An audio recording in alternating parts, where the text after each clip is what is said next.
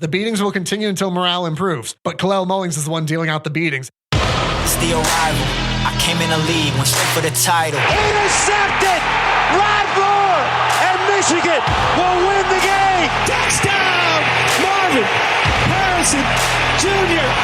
Marvelous! Hail, hail, Michigan, the champions of college football. There's nothing quite like the game. Michigan versus Ohio State. This is The Rivalry, proud to be part of the Varsity Network from Learfield and sponsored by Elevated Integrity Construction.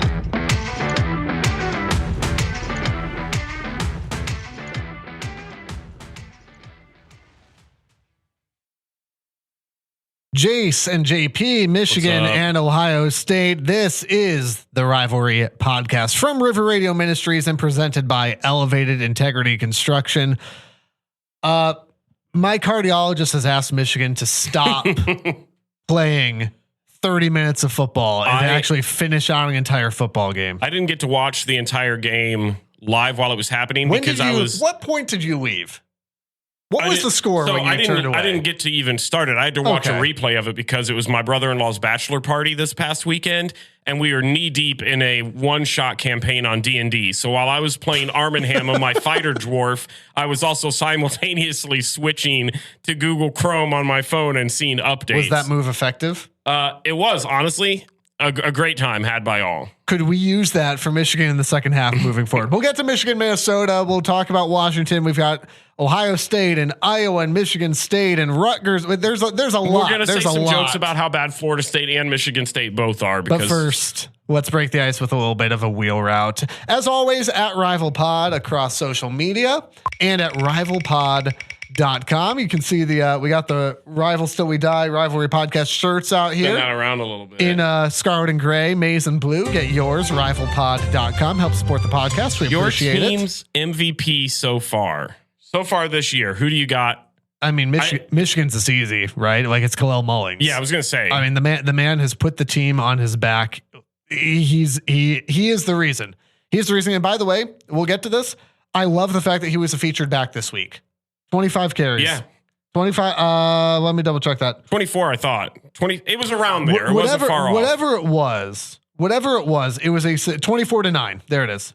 24-9. Mullings carries to Donovan Edwards feature exactly the way it should be. Mm-hmm. I like the fact that they moved Edwards out. They tried to move him around. They had him open. We'll talk about that. But I like the fact that finally we're going, okay, after 4 weeks of slamming our head against the wall, why don't we actually give the man who's having success the football? Kalel Mullings, the team MVP so far.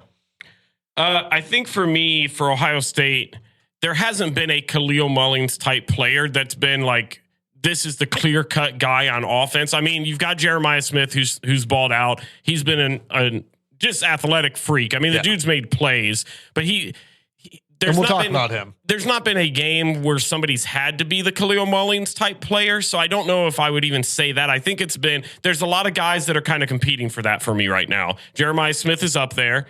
Travion Henderson, but not for the reason that you're thinking. I think he's been effective.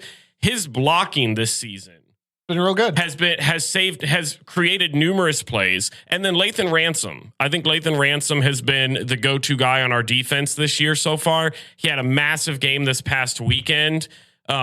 So if I had to go, I'm going to go with Lathan. I'm going to go with Lathan right now because I feel like it's too obvious. Did you think that at the beginning of the year, we've made a lot of, you can go back for several years now and see the Lathan Ransom jokes we've made on this podcast. Did you think Lathan Ransom would ever be somebody you said, yeah, he's competing for team MVP? So after, it was 2 years ago where he was just getting burnt repeatedly against Michigan too, where he was just getting left in the dust. And last year he really improved. So this year my expectations were that he would be that leader for the defense. So I'm not surprised by it now. If you asked me 2 years ago and you said Lathan Ransom is going to be your guy on defense, I would be very nervous about that thought. Very nervous. Now I feel confident with him back there. All right, so let's jump right into Michigan, Minnesota here, because Michigan for the second week in a row, this is the big storyline. Michigan for the second week in a row plays a fantastic first half of football, dominates Minnesota. Really, I was going to say both sides of the ball, really all three sides of the ball, if you want to look at that, is they have a blocked punt in there as well. The defense and special teams both setting up the offense for short fields. Obviously, with Michigan's offensive struggles, that's beneficial. They cash in both times. Yeah. This is a team that looks like they are rolling. And then you get to the second half. And really, I'd even say you played most of the third quarter pretty well as well. But with about 4 minutes to go in the third quarter, Alex Orji drops back, throws a deep ball, which, by the way, love the play call. You're going to have to be able to execute stuff like that. Love the play call. Drops back, has Donovan Edwards wide open. There is not a man around him. Doesn't see him. Throws the ball to Colston Loveland. Does not make a great throw on the ball. Gets picked off. And you're thinking, okay, you like that they're taking a shot. Mm-hmm. You're going to have to do stuff like that. Yeah, he missed Dono. You want that back. Get in the film room. Fix it. Whatever. But from that point forward, it seemed as though something switched for Minnesota, because Minnesota would go on to score 21 fourth quarter points. Michigan escapes 27-24 by the skin of their teeth. And by the way, did everything they possibly could, despite all that, they did everything that they possibly could to give Minnesota the ball on the onside kick. Get to that in a second. And once Michigan actually gets the ball, still fumbled the ball off of, I don't know if it was a bad snap or if Alex dropped it. I mean, just everything that could have gone wrong for Michigan to lose that game happened, and they still came away with the win. Another game where the first time that the opposing team gets into scoring position, they miss a field goal. Which happened. It happened at the very beginning. I don't know what it is about Michigan opponents this year. The big question for Michigan is going to be, and there's a lot of details in there too.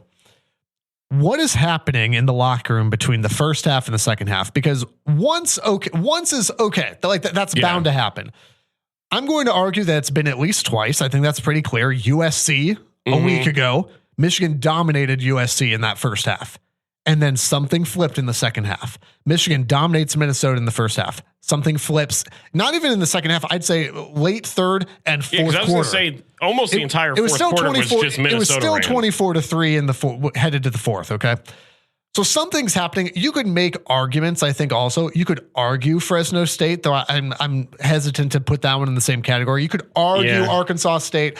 I think that's just a very different situation. But 2 weeks in a row now in conference honestly, play, I would even say Minnesota, because granted, it was closer than you would have liked it to be. But even one of those touchdowns came with like 40 something seconds left. But they are still in the game though at that point. Like, yeah, I mean, you could get an onside kick. This didn't feel well. And did you? So I know that you were busy doing stuff. So I watched the replay of it. So I've seen. So Minnesota. So this is a very different scenario from garbage time score, yada yada. Like, this is Minnesota still in the game when they score that touchdown. The onside kick, by the way, I know there's a lot of frustration from Minnesota around that. Here's what I'll say: the offsides is a terrible call.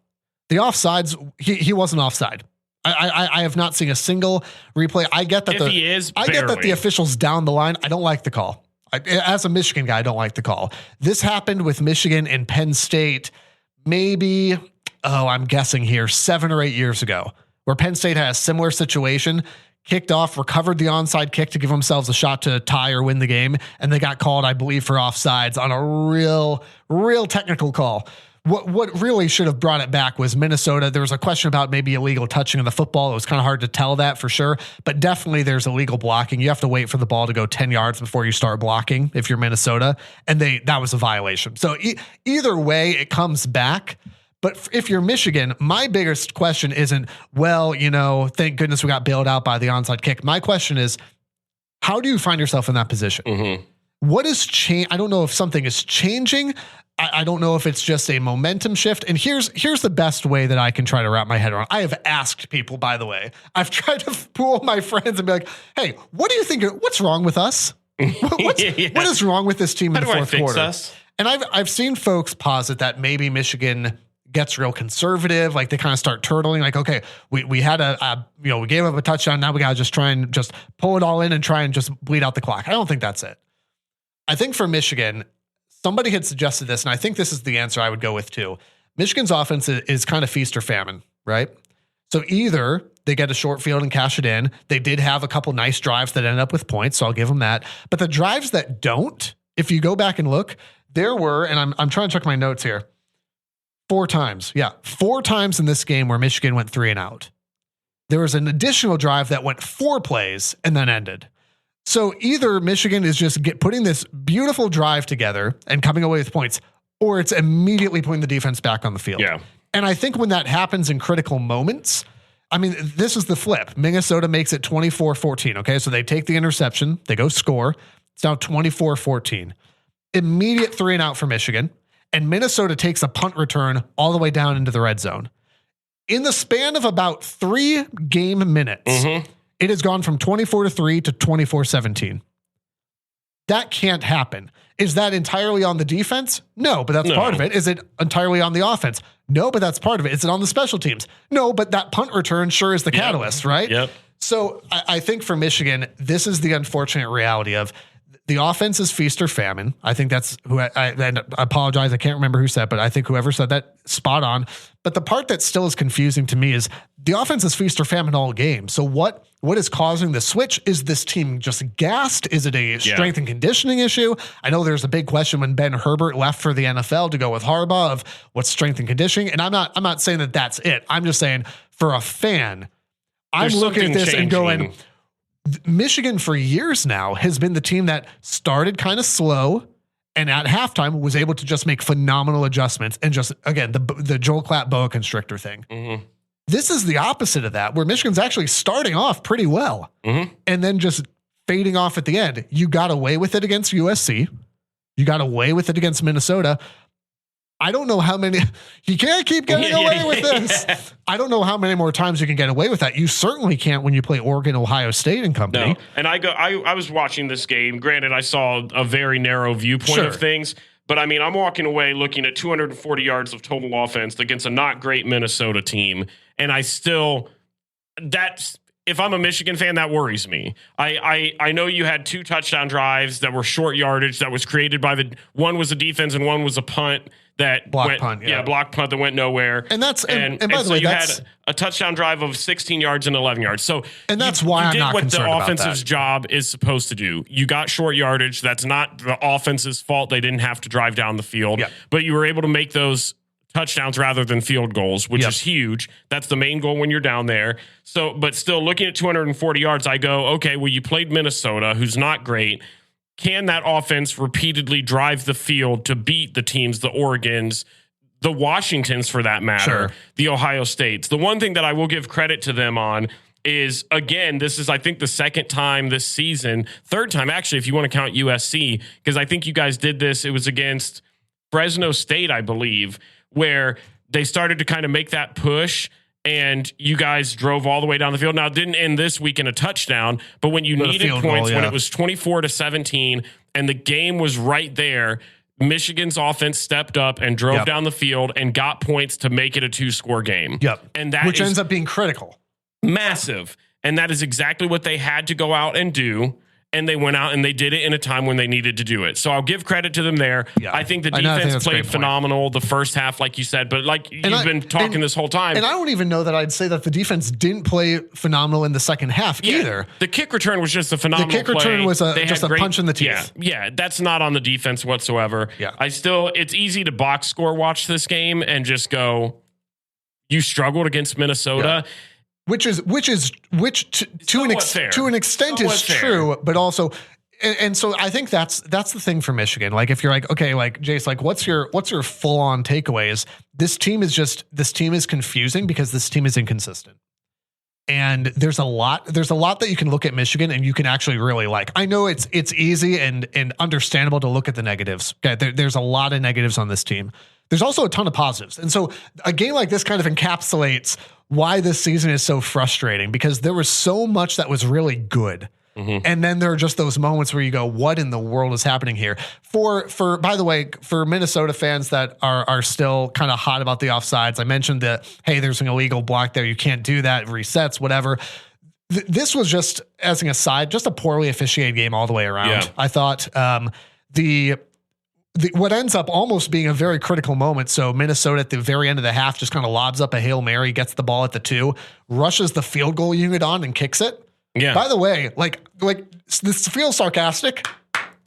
a sincere, like that's incredible. To be like, able that's to be just that wild. prepared to go out there and execute That's is insane. It reminded me of, and Michigan had more time for this, but Michigan played a game against Northwestern back in it was somewhere around 2012, 2013. Where rainy, ugly, like this was the bad Michigan era, right? Mm-hmm. And they're in like a 9-6 game with Northwestern. The clock's running and Brady Hoke just sends the field goal unit on. And I can still remember Drew Dillio just sliding across the grass into position to take the snap just in time. It almost reminded me a little bit of that, but the reason I bring that up is one, phenomenal preparedness by PJ Fleck and his team right there. But if we're going to talk about officiating, the ball clearly hits the ground. It's not a completed catch. Are you talking about on that catch? On that catch. Ball hits the ground, not a completion, but because they move so quickly, there's no time to review it. Ends up being critical points. The Mason Graham hands to the face. This is the big one for Michigan. Kind of weak. Michigan, by the way, again, Michigan up 20. This is a big turning point because Michigan's up 24-3. They get the stop. It gets called back on hands to the face. I've watched it a lot. I don't think it's a penalty. I really don't. And by the way, I said this at RivalPod on Twitter. As a Detroit Lions fan, there's still some PTSD from when Detroit played Green Bay 2 or 3 seasons ago and got some pretty phantom hands to the face penalties to extend an Aaron Rodgers drive. Happened yesterday in the Browns game against the Raiders, where they called Nick Harris on a holding, I think is what they ended up saying. But it was, clearly he's locked in, and that took away a touchdown. And you had a future drive where TJ Guy's helmet gets ripped off, and there's no penalty call. So again, that's not the reason why Michigan was so close in this game. But if we're going to complain about officiating, this was just a poor job across the board. Here's some stuff I liked from this game, and then we'll transition and talk about Washington here. Yeah. I thought, we mentioned the defense played really well. Kalel Mullings, again, I love the fact, I mentioned this earlier. RB1 every single week, it just solidifies more and more. I appreciate for as much frustration and heat as the coaching staff has taken for why are you not playing Kalel more? I don't think maybe they're listening to the podcast. Maybe that's it. But again, 24 carries to 9. I think that's exactly the way you should use it. I actually really like the play calling here.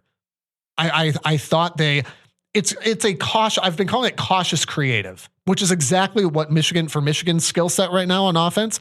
Cautious creative is what you need. I like that we're lining Donovan Edwards up wide. I think that's great. He oftentimes comes back inside, but again, even on the interception that gets thrown, Donovan Edwards is left just uncovered.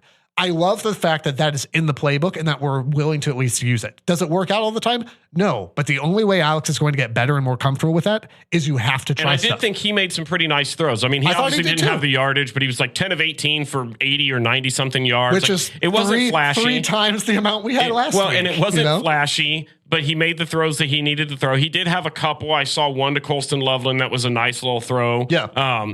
He's getting better. Will Alex Orji ever be the 200+ yard Absolutely guy? Not. No, not a chance. And you don't. But you already saw the change. Him to be either. And you already saw the change between him versus what you got with Davis Warren. Yep. And how it took them a handful of games of watching Davis Warren to figure that out baffles me. But they got there. Back in the day, we used to do dumbest tweet of the week, which we don't do anymore. But I saw one this week where somebody was looking at Alex Orji and it was post game. So again, I get that emotions are you're frustrated. Not that you won, obviously, but you're frustrated in the way in which you won.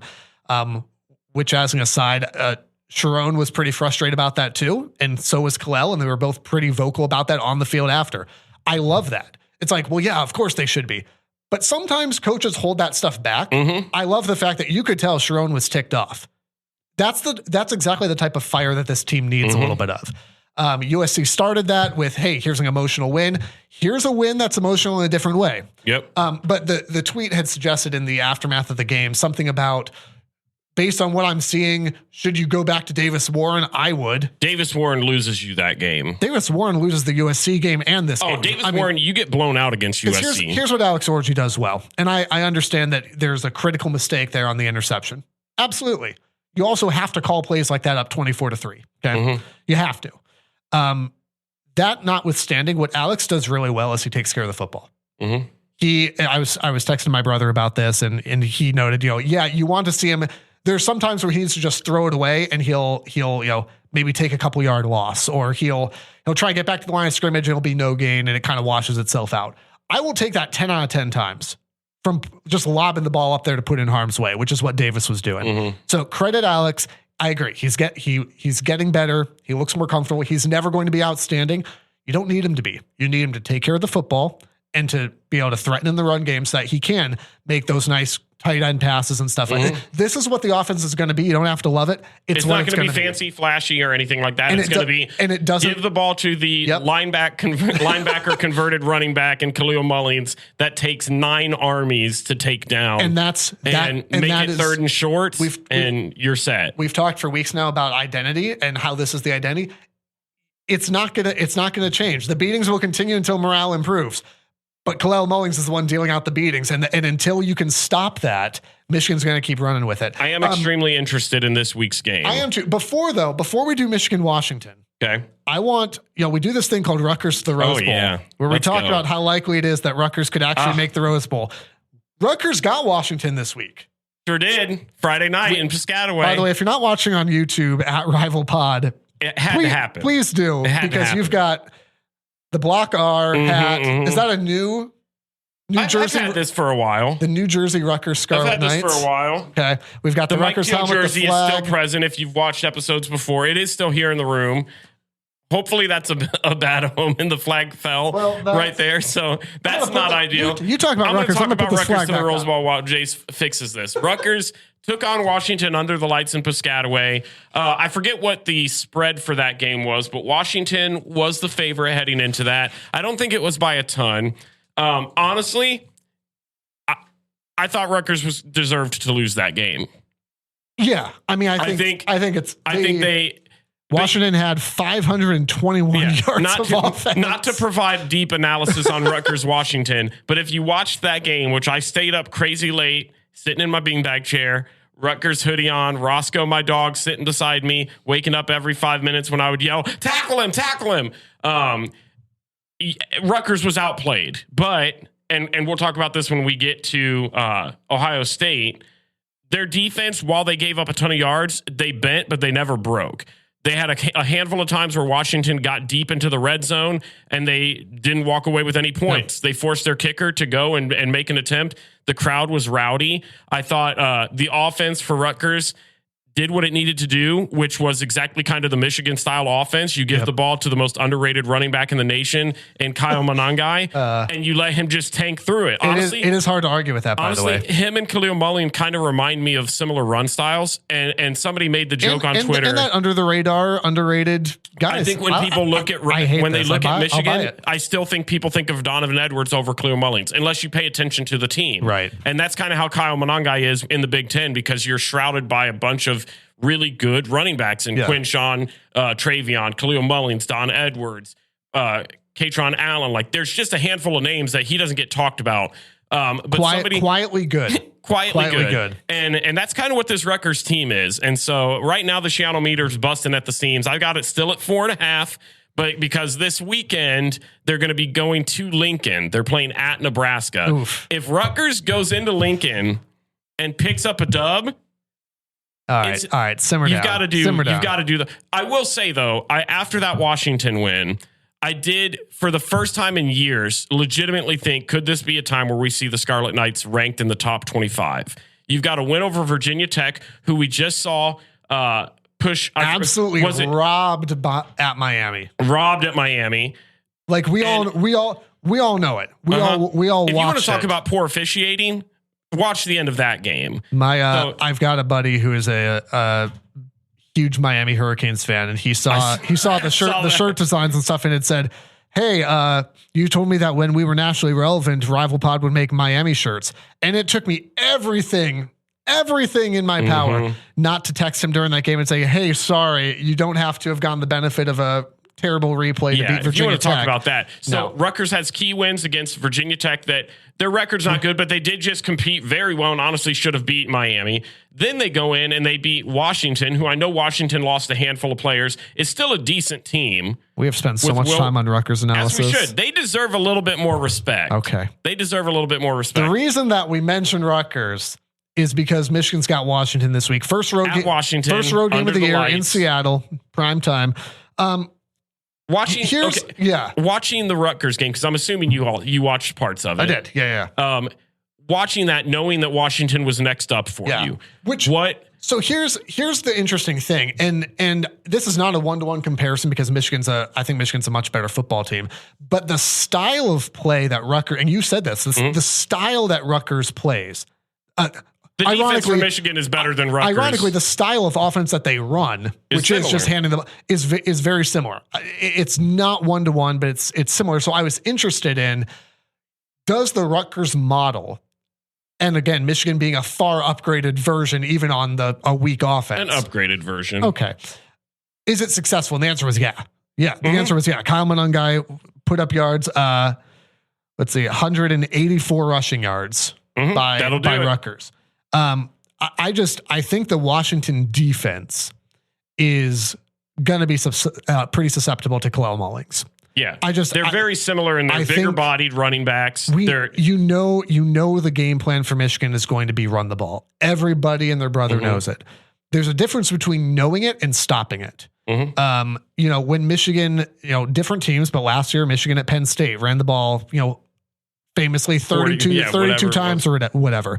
Penn State knew it was coming. They could not stop it. Do you have Blake Corum on the team? No. But Kalel is playing incredibly well. He's been compared to Hassan Haskins. Well, and I think that's a great thing with him is, and it's the same thing that you saw the issue with them tackling Kalel Mullings, is it's not a guy that you bring down with one dude. No. It takes 2 or 3 of them to get him down, and eventually you get gassed.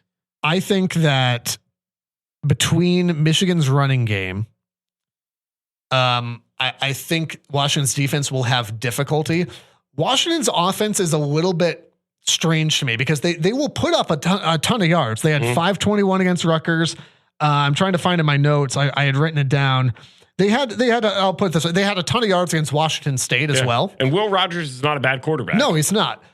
However, Michigan's defense is very good. Michigan's defense is very good. I think the Michigan defense will be able to stuff the running game for them. And I think Will Rogers will throw the ball a ton. I think he's going to throw the ball a ton. I think he will test the secondary.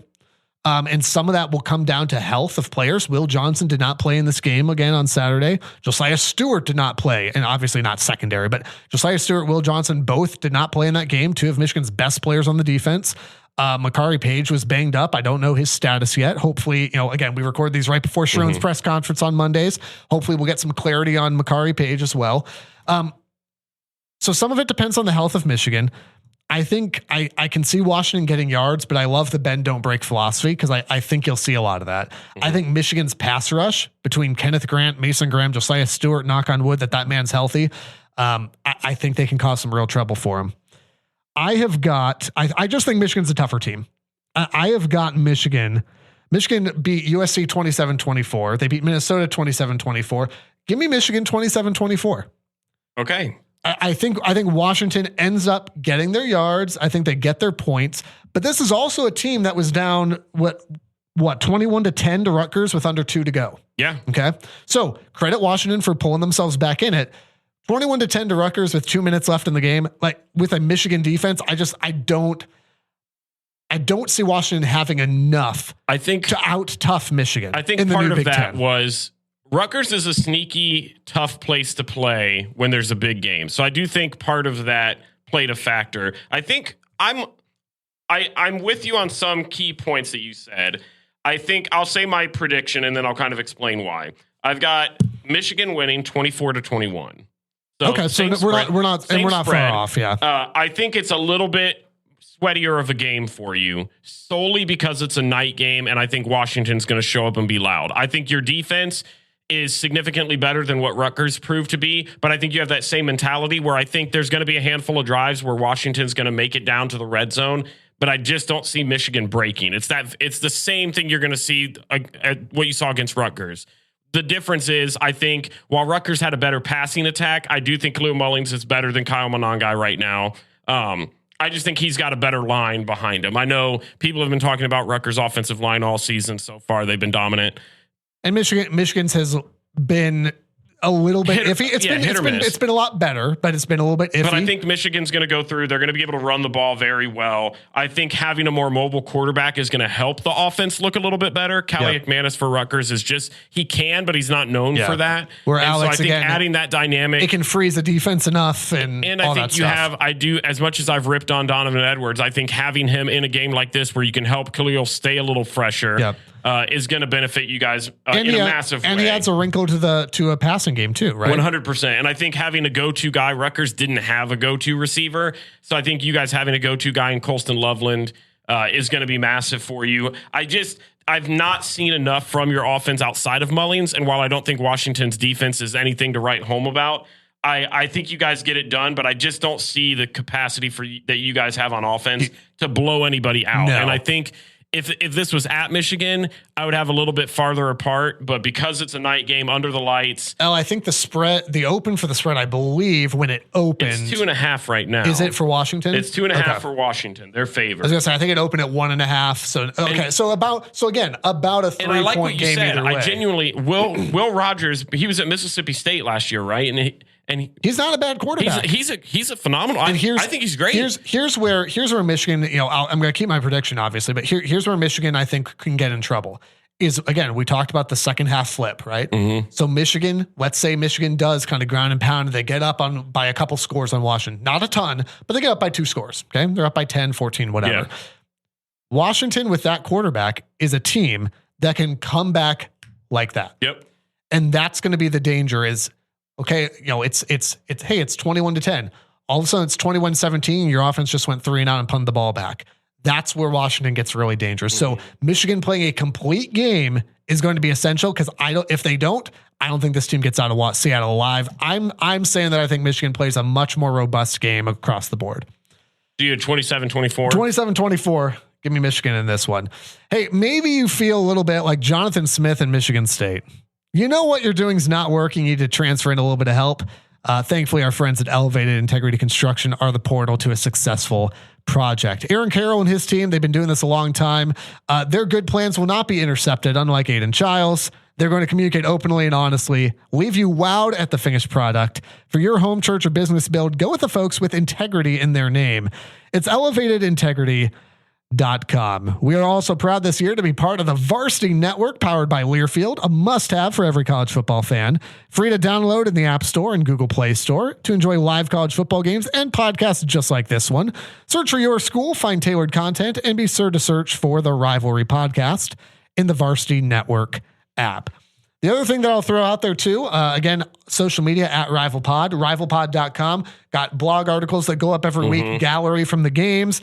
You can watch on YouTube there as well. Find links to our social. Here's the other thing that you can do is you can get yourself, we've got these shirts here. We mentioned this earlier. You've seen us promote them. These shirts are just absolutely gorgeous. Like, dare we say crazy so. Comfortable. We didn't design them, okay? But a friend of ours here at the River designed these. These are fantastic shirts. You can go ahead and get your own in whatever colors you need to. And know that you're supporting the podcast when you do that. If you already have a shirt, you're like, hey, that's not really my thing, but I want to support you guys anyway. We've got this feature. It's called Buy Me a Buckeye. It's basically like buy me a coffee, but you get it. Okay. You're tracking with it. It's just a way to give a little bit to support the podcast. We've got opportunities coming up for some road games, potentially, of course, for some playoff games. And so that helps a small budget podcast like this. So thank you for considering supporting either through Buy Me a Buckeye at rivalpod.com or by purchasing a shirt at the same location. We appreciate that. All right, let's talk about the Buckeyes. Let's talk about the Buckeyes. Let's talk about Ohio State, Michigan State this weekend. Michigan State is a butt team. They are. Wow. Man, it just felt poetic that at some point you knew Aiden Childs was going to throw an interception or turn the ball over, and you were just waiting for it. I will say, though, I know a lot of people, and I'm going to sound a little bit like a hater on this, are like, well, we won 38-7. There was a lot that I took away that was a negative from this game. And I guess you could still spin it to be a positive, but I wanted to tally this up. So you had the first drive by Michigan State was a turnover on downs, which I actually like the call. Yeah, I like the decision to go for it, but going saying, "Hey, I'm going to put Aiden Childs one-on-one with Cody Simon over the top" is not the call. It's not the call. Yeah. It wasn't the right call, but it was the right call. Decision. Yeah. It wasn't the right play call. It was the right call to go for Absolutely. it. Then, and by the way, it was refreshing, as much as I hate State, to hear a coach say, "Yeah, we're not going to win this game kicking field goals." yes, Like to straight up say it. And thank you. And facts. The second drive, they fumbled at the Ohio State 19. Then I had it written down somewhere. Then later on, you had Childs fumbled at the OSU 16.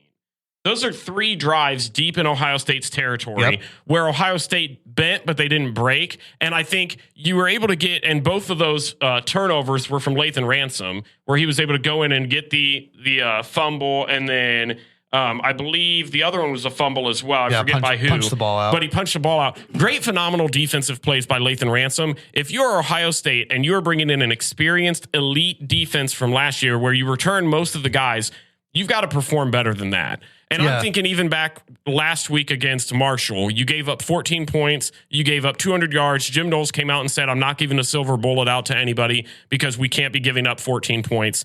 I know they gave it to Caleb Downs this week. I would have given it to nobody. I'm just saying I would have given it to nobody. I'm walking away from that game and I'm going, sure, if you're scoreboard watching, it's 38-7. This could have been 38-24. And I'm not feeling great about that. Yeah. It's still a double-digit score, sure. It felt early like Ohio State kept inviting Michigan State to play in this game, and Michigan State kept saying, "Nah, we good." And there was another circumstance too where it was the opposite for Ohio State, where Ohio State was being gifted the game. They were getting these turnovers, and then they were going out and doing absolutely nothing. It was like Michigan State was opening the door and saying, "Okay, well, I should probably get to bed and I got to get going." And they were opening the door, and Ohio State was just still sitting there munching on some M&Ms. And it's like, bro, they're trying to get you out of their house and give you the win. I was walking away from this game with Will Howard, and I even tweeted it out on the Rival Pod's Twitter account, @RivalPod, if you want to follow us. And I was like, man, he looks locked in. Early on, he was throwing the ball well, had some open guys, was making some really tight throws. And he had 2 decisions where I got flashbacks, like a war vision of Kyle McCord, where I think it might have been. It was right after you tweeted it, too. It was right after I tweeted it, of course, where they were in the red zone and he threw a pass in the end zone that should have been picked off. How it wasn't is beyond me. And then he had another one where he threw it directly into 2 Michigan State defenders. And I don't understand what he thought he saw, because everybody, me in Mansfield, Ohio, from my TV screen went, why in the world would you throw that? There were clearly 2 defenders. It wasn't even like one was disguised somewhere and made a great break on the ball. They were latched onto him like super glue. Yeah. And so I watched that and I'm going, as great of a game as he ended up having overall, I look at that and I look at those 2 mistakes, one being in the red zone where you absolutely can't have that happen. The other one was, I think we were still on our side of the field, if I remember right. Yeah. It was thrown. I mean, I think it was picked off around the 40 and it set up the one Michigan State touchdown. Yeah. And because it was the next play. It was, the very next play. And the other thing too is like, again, Michigan State is not a good defense. This is not a good football team. No. Aiden Childs will have those flashes where it's like, okay, you see potential, but he's not a good quarterback. You can see the talent in Childs. You can see it in Nick Marsh. They've got a foundation. What it will eventually build to, who knows? Yeah. But you could see it there. They're obviously not there yet. And that's where, Will Howard's play for sure. The secondary for Ohio State, and you kind of mentioned this, like Michigan State was able to exploit that. And I think they didn't end up doing anything with it. Yeah. And if Michigan had a quarterback that could throw the ball downfield, I'd be pretty excited about that. But for teams that can, this is where for me, and I'm going to lean heavy into the Michigan side of the podcast. This is where for me, I look at the schedule and I go, you ain't played anybody with all the hype. So I get the hype surrounding the team. I get that this is a very good football team. I understand that, but you ain't played anybody outside of the MAC and of Michigan State, where the excitement and the hype around this, this defense is locked down. Who are you locking down? Akron? Well, and that's the thing where it's like, it's not a question of, is this a good team? It's the level to which it's being touted. And I get that I live in Columbus and that this is where it's at. I look at this and I go, let's maybe pump the brakes a little bit. Well, we're going to find out, because the next 4 games, you've got Iowa this weekend, which we'll talk about. Then you go on the road under the lights at Oregon. Okay, for sure, a test there. 100%. If they walk away a winner from that, feel good. Great win. Then after that, you're Nebraska at home. Yeah, you've got the bye week. You got the bye week, then you got Nebraska at home. Then the week after that, you're at Penn State. These next 4 games are going to tell you everything you need to know. Bingo. And I forget where I heard it from, but somebody was talking about this, and they said, and it honestly kind of brought me back to reality a little bit, where they said, it's actually good that this game happened for Ohio State because there were a handful of moments. You don't want to go into those 4 stretches of games not being tested whatsoever. Yeah. And while Michigan State wasn't testing Ohio State, there were moments where Ohio State had to step up. There was some adversity. Where on defense, they had to prevent Michigan State from doing anything with it, which I had talked about early. They never broke.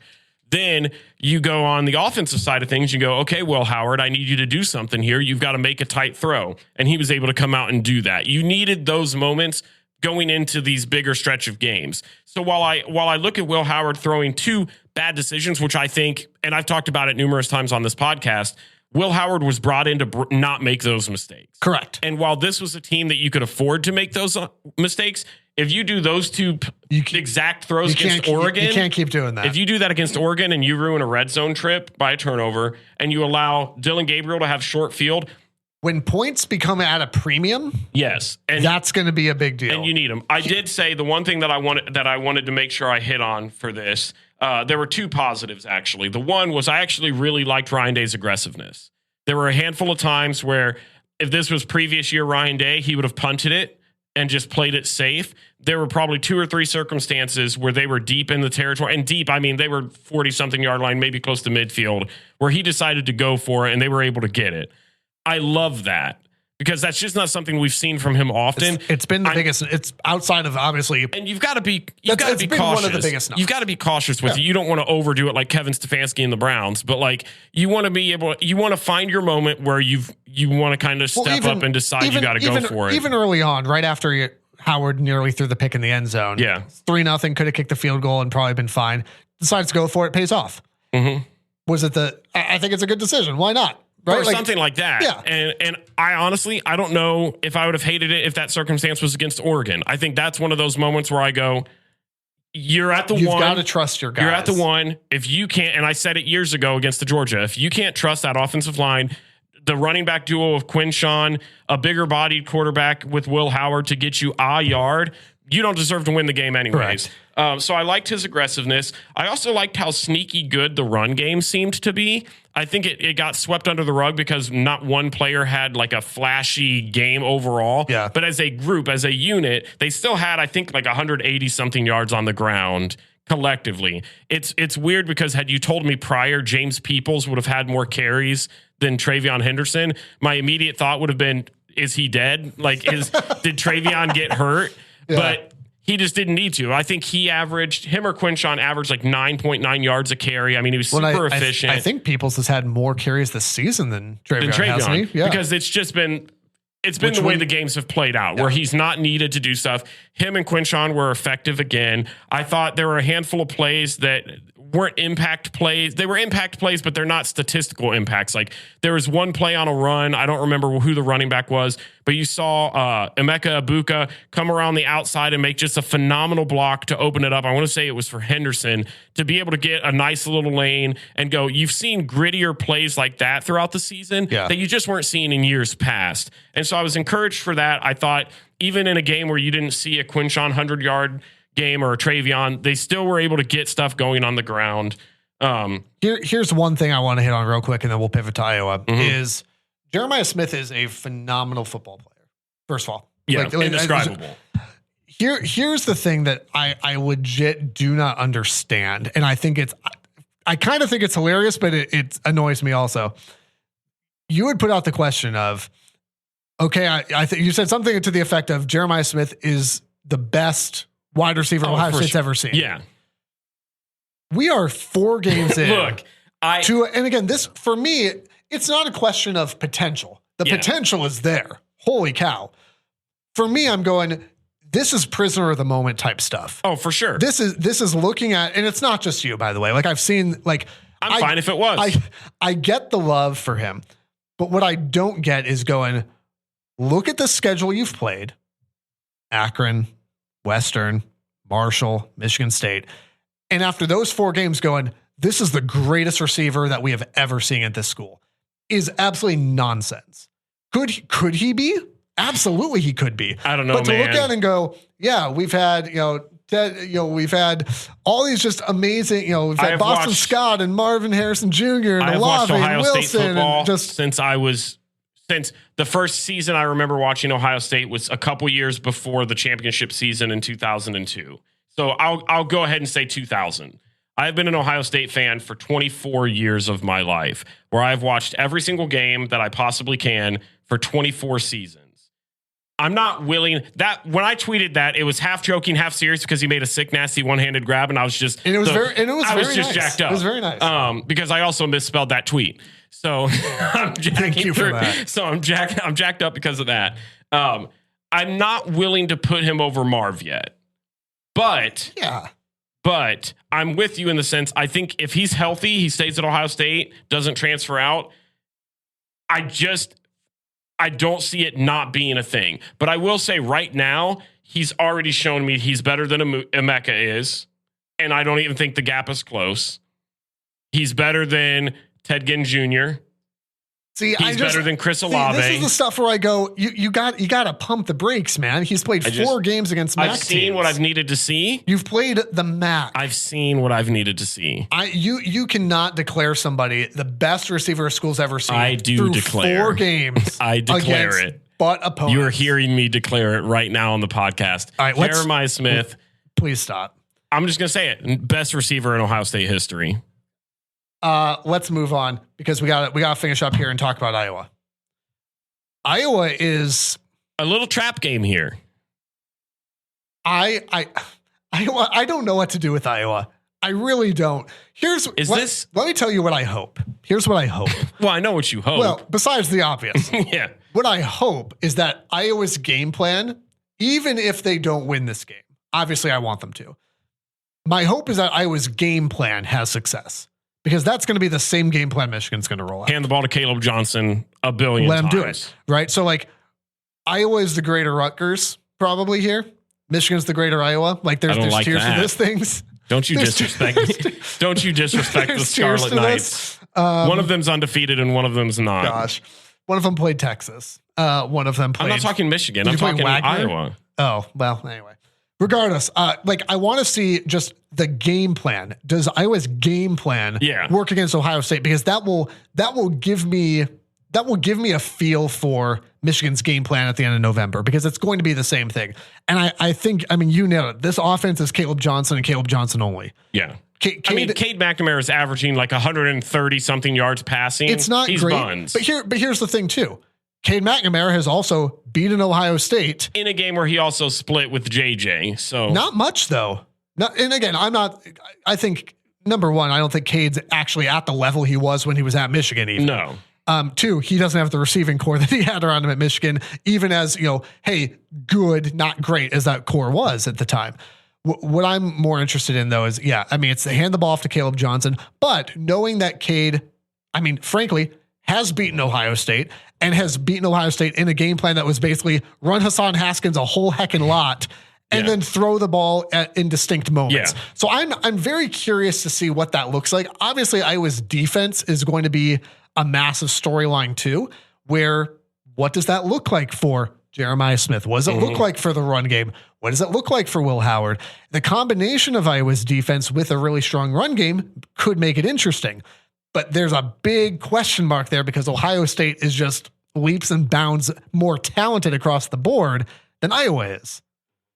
I don't know that there's much more than that. No, I think you said it perfectly. I think the biggest key is obviously going to be stopping Kaleb Johnson. You got to go in if you're Ohio State's defense, you got to be able to create 3rd and long situations for McNamara to have to throw. Yep. If you're able to do that, and I think another way you do that is by executing on offense, getting up double digits and forcing their game plan to change. Yep. You can't have it be a close game. Yeah, you can't have it be a close game where they're still able to run Kaleb Johnson the entirety of the game. You've got to have it be double digits early on. You got to jump on him when you get the chance, and you got to force Cade McNamara to beat you with his arm, because that's the way you're going to be able to blow this team out. What do you have? I have my final. I know right now the spread was 20.5. I think it'll be. Oh my gosh, it jumped. It jumped. What was it before? It was 17.5 when I looked yesterday when I was doing my notes. As of this morning, which is a Monday, it is 20.5 OSU. I think it'll be a little bit better than that. I have Ohio State 35, Iowa 10. I think it's a little sweatier than that. Of course you do. 31-17. I think it just depends. It depends on what, if the Ohio State defense that could show up shows up, it'll be my score. If they come out a little lackadaisical to begin with. think Iowa's game plan is going to be obviously run the ball. It's going to be time of possession. I think, this is where you'll have some key moments, right? Where Iowa holds the ball for 8 minutes and scores a touchdown, even if they kick a field goal. If the defense then forces a short drive from Ohio State, gets the ball back. Okay. Like it's stuff like that flips this game. I don't think Ohio State loses the game for sure, but I think it's sweatier than people would like it to be. And I think maybe it starts to bubble up a little bit of consternation going, okay, we're not playing the MAC anymore. We're playing a team with a pulse. Now, at the same time, Iowa is still Iowa. All right. Iowa has struggled in these games away from Kinnick Stadium. Okay. I don't know the last time Iowa beat Ohio State in Columbus. I don't know the last time Iowa beat Michigan at Michigan. I know Kinnick is where dreams go to die. Kinnick at night is the world's worst haunted house. But you don't have to worry about that. So yeah, give me 31-17 Ohio State in this one. The last thing we need to get to here, I think it'll be, by the way, I think that'll be a real interesting football game. Like I know people were interested. There's enough to keep you interested. It's easy to look at the name and go, well, it's Iowa, but Kaleb Johnson's a dude. And it'll be worth watching just to see how Ohio State kind of handles some of that. I think it'll be interesting. The last thing we got to get to here, Stupid Genius, still 7.5-0. Yeah. I thought Louisville was going to help me out this weekend. They did not. I picked against Kansas State, which was a big mistake. Yes. Don't do that.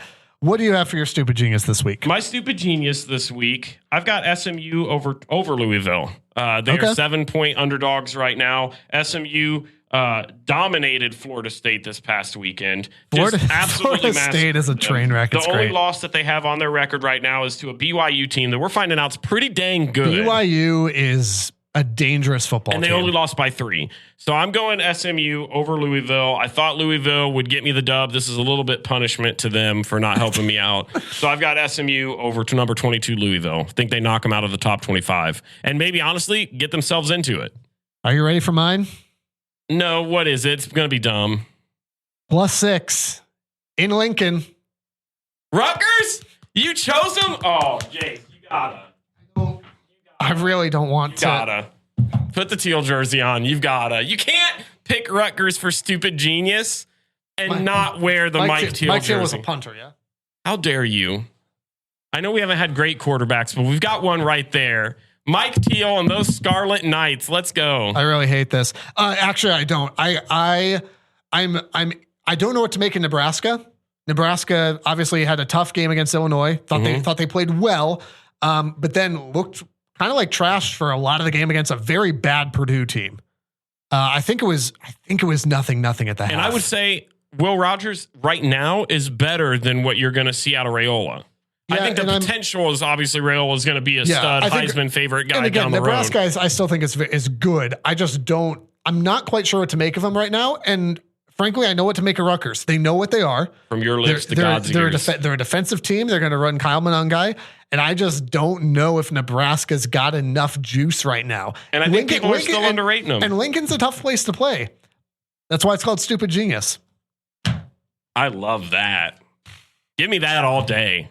This is where it pauses and goes, you're probably wondering how I found myself in this situation. And a Mike Teal jersey doing the chop. Let's go. Be sure to subscribe wherever you're listening right now, whether you're in the Varsity Network app, on Apple Pod, whatever that it looks like for you. Be sure to subscribe. Be sure to follow at Rival Pod on social. And again, if you'd like to support the podcast, either through buying one of the t-shirts or you just want to give a little gift and say, hey, appreciate what you guys are doing, rivalpod.com. Just click on the little support tab. Thanks for listening. Thanks for subscribing. Have another great weekend of football. OH.